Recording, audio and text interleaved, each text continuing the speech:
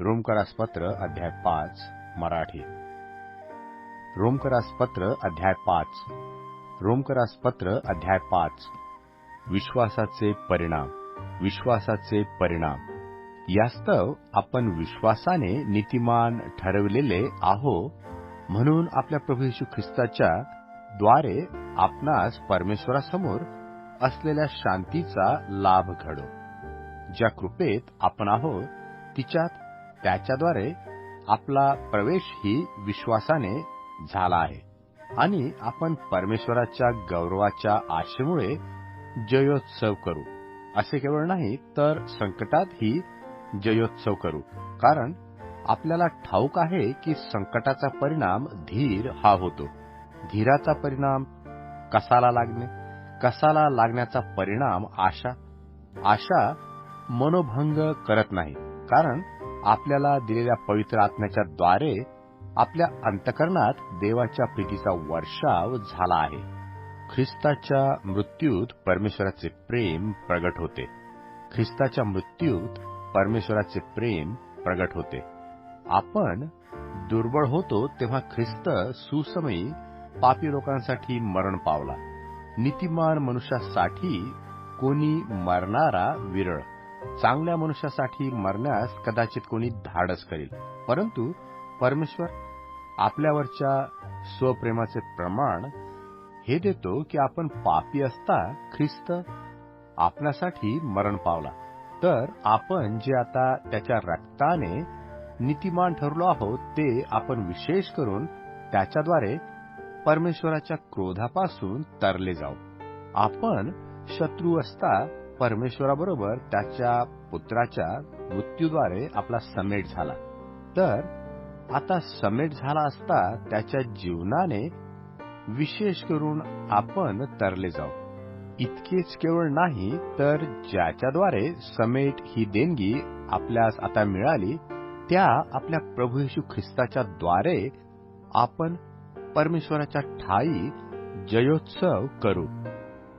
आदामाच्या द्वारे मृत्यू, ख्रिस्ताच्या द्वारे जीवन प्राप्ती. आदामाच्या द्वारे मृत्यू, ख्रिस्ताच्या द्वारे जीवन प्राप्ती. ह्या प्रकारे एका मनुष्याच्या द्वारे पाप जगात आले, आणि पापाच्या द्वारे मरण आले, आणि सर्वांनी पाप केल्यावरून सर्व मनुष्यात मरण पसरले. पाप नियमशास्त्रापूर्वी जगात होतेच, पण नियमशास्त्र नसले म्हणजे पाप मोजण्यात येत नाही. तथापि आदामापासून मोशापर्यंत ज्यांनी आदामाच्या उल्लंघनाच्या प्रकाराप्रमाणे पाप केले नाही, त्याचवरही मरणाने राज्य केले. तो तर जो येणार होता त्याची प्रतिमा होता. तरी पण जशी अपराधाची गोष्ट तशी कृपादानाची नाही, कारण ह्या एकाच्या अपराधाने बहुत माणसे मरण पावली.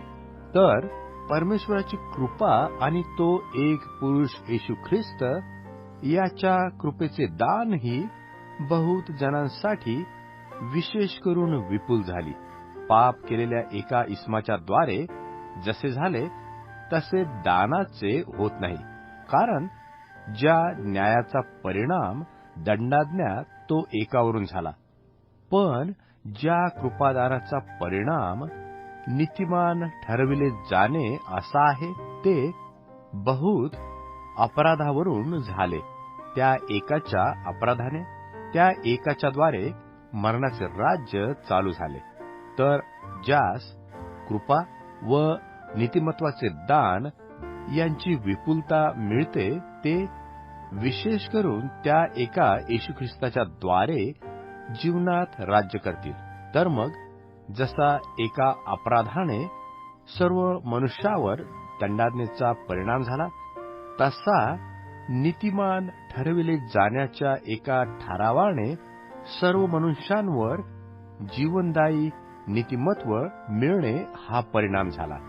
जसे त्या एका मनुष्याच्या आज्ञाभंगाने बहुत जन पापी ठरले, तसे ह्या एकाच्या आज्ञा पालनाने बहुत जन नीतिमान ठरतील.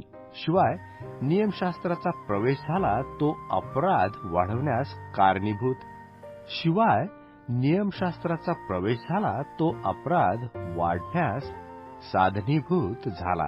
तरी जिथे पाप वाढले तेथे कृपा फारच विपुल झाली. यासाठी की जसे पापाने मरणाच्या योगाने राज्य केले, तसे कृपेने नीतिमत्वाच्या योगे सर्वकालच्या जीवनासाठी येशू ख्रिस्त आपला प्रभू याच्याद्वारे राज्य करावे.